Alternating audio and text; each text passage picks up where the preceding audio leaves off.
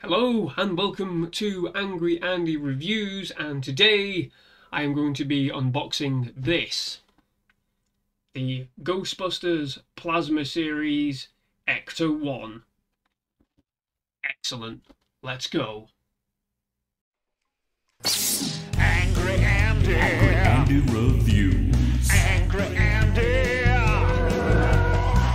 Angry Andy. Angry Andy Reviews. Angry Andy. Angry Andy Reviews. Angry Andy. Angry Andy Reviews. Angry Andy. Angry Andy Reviews. Don't make me destroy you. Well, here we go, the Ghostbusters Plasma Series Ecto-1 1/16th scale.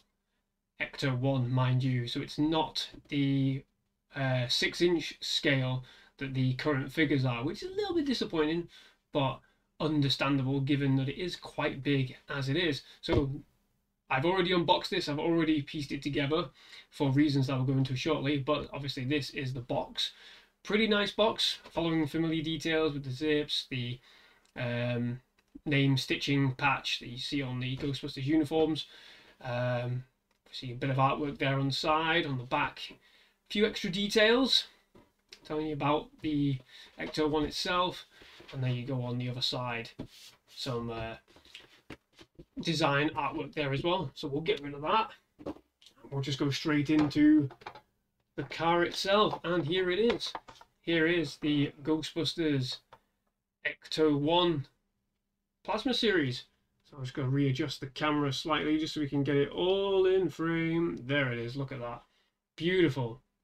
Absolutely beautiful. Like I said, this is a 1/16 scale, so it is not compatible with these figures. As you can see, it is a little bit too big.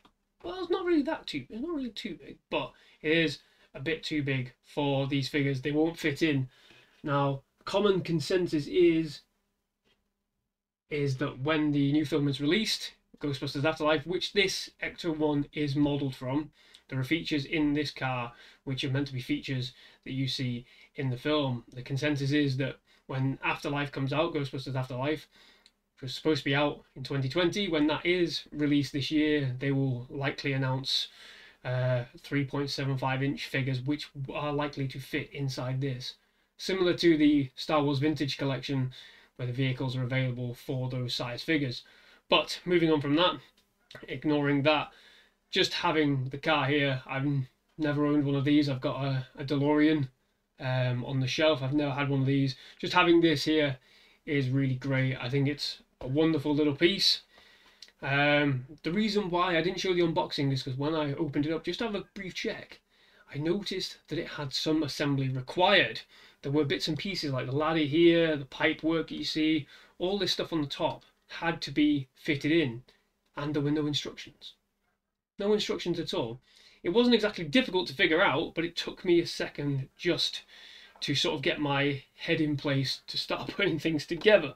But let's just get on with this, having a look. So like I said, this is all available to open up. He says, not being able to open the door. There you go.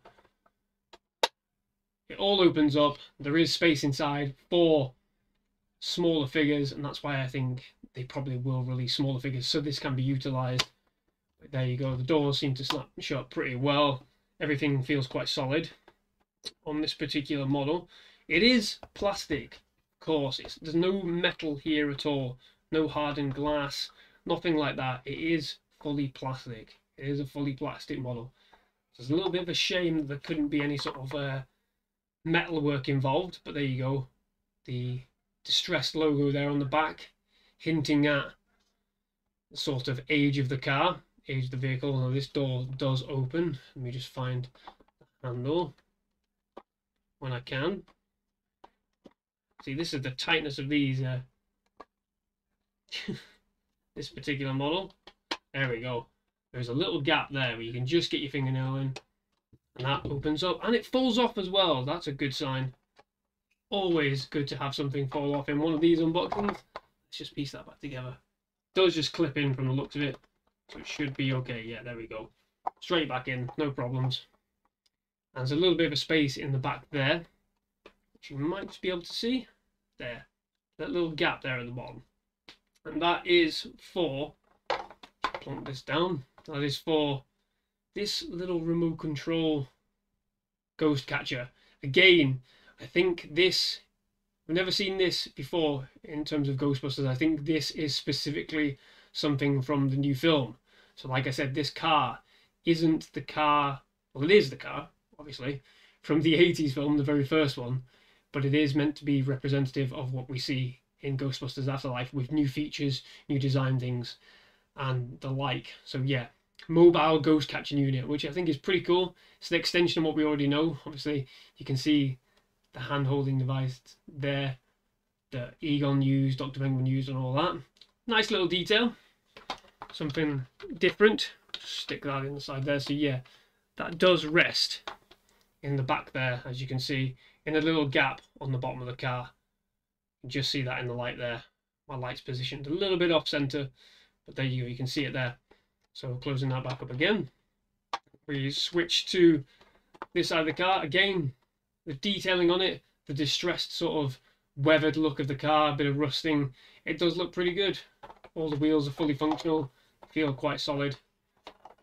Just plonk that down. We'll open up these other doors here. The good thing about these doors is they do just kind of slide open. Unlike the back one, which fell off immediately, this one feels, you know, they feel quite secure, feel good in place. And one more interesting feature about this Ecto-1 is this sliding chair that does slide out, as you can see there. Pops out and it can spin. We saw this briefly in the teaser trailer that was released, crikey, nearly 2 years ago now. Jeez, what a year 2020 was. But yeah, so we saw this feature in the trailer for Ghostbusters Afterlife, where one of the young actors sits on it and the chair pops out and he's able to fire his proton pack and whatever. I think that was also taken, this design was taken from the Ghostbusters cartoon series, the real Ghostbusters, that was out in the late 80s, early 90s. So a little bit of a nice throwback there, and a decent, interesting feature for this particular model. So again, that just slides out, nice and simple, slides out, and it just pops back in.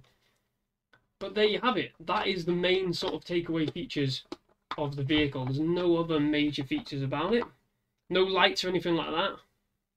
No sounds, nothing like that to write home about. But yes, just as a individual piece, like here, just on display, I think it's pretty good. I really, really like it. Like I said, I've never owned one of these. I do have a DeLorean, and it seems, just from looking at it, it seems to be the same scale as the DeLorean, which is on my shelf, which is a nice little bonus for me personally. But as a little piece, as a collector piece, I think it's, you know, a nice little thing to have if you are a mega fan of Ghostbusters, which I am. I don't gush over Ghostbusters as much as I do Star Wars, but I am a massive fan of Ghostbusters. But there you go. There is the Plasma Series Ecto-1 1/16 scale vehicle. I think it's great. But there you go. That's just me. Obviously, if any of you have this particular car, if you like to leave a like, a comment, what do you think of this vehicle? Do you think it looks pretty good? Do you have one yourself?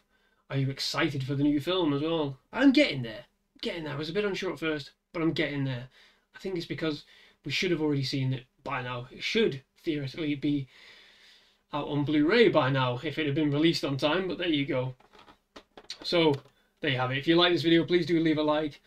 Comment down below your thoughts and opinions as well, and subscribe to the channel for more unboxings and more reviews like this. I've changed the format up and I think it's working. The focus is alright, the focus is solid. From my perspective, it may look rubbish when I go back over it, but from my perspective, the focus looks alright, so I'm pretty chuffed with that. There will be a few more unboxings coming, back to Star Wars figures, and I may briefly go over the whole Plasma series as well, just for a laugh.